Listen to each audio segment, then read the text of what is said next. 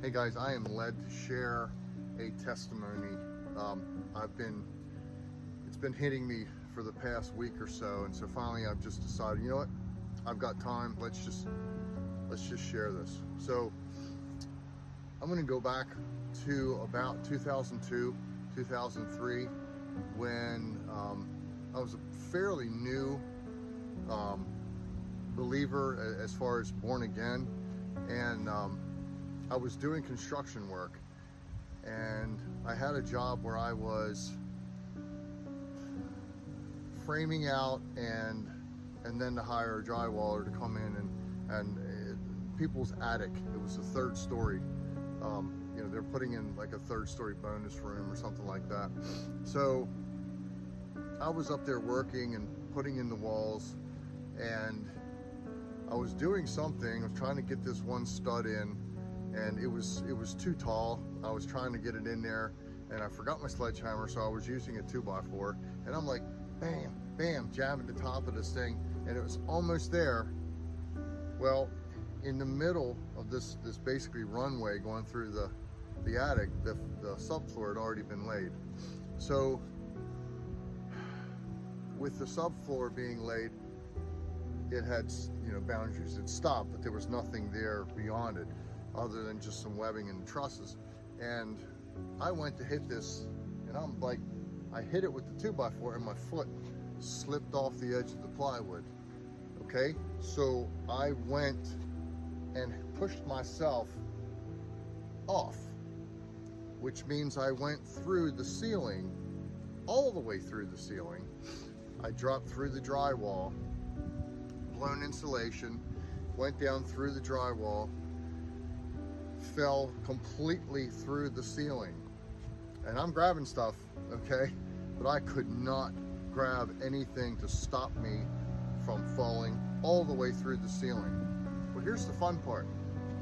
I am way up there. This is right over top of a 2-story foyer, but a grand entrance. So the first floor ceiling was around 10 feet, and the second floor ceiling, I believe, was 9 feet. It was way up there. We were 20 some feet up above that marble tile floor. So had I fallen all the way and landed on that floor, I would have been airlifted out of there. There's no doubt about it. I mean, the way I would have hit would have broken bones, possibly major, issues. But here's the cool part. I'm gonna back up a little bit. So I fell through like in this area, okay? And there was a railing about 6 feet away, all the way over here, a good 6 feet away. So when I went through, my legs and everything, I was 6 feet away from the railing that would go onto the catwalk. And I had nothing there. I missed everything. I had nothing to grab hold of, nothing. My hands slipped all the way through. I was done. I was completely through the ceiling, but somehow ended up standing 6 feet away. So I'm over here, went through the ceiling, and was able to stand on a railing all the way over here, comfortably, not having to catch my balance. When I got done that, when I stepped off of that railing onto the catwalk, and I stood and I looked at the hole that was a good 6 feet away, all I could think, and I will stand to this day, all I can say is that was the first divine intervention that I had, the very first divine intervention that I had, where there is no other explanation. It's just no other way for me to have stood on that railing that far away, completely balanced, other than a supernatural being, we'll call it an angel, gently set me on that. I mean, it was like slow motion getting over to that railing. It was crazy. And I don't know why I waited this long to share this testimony, but folks, that was the hand of God. That was an angel, as what I'm going to call it.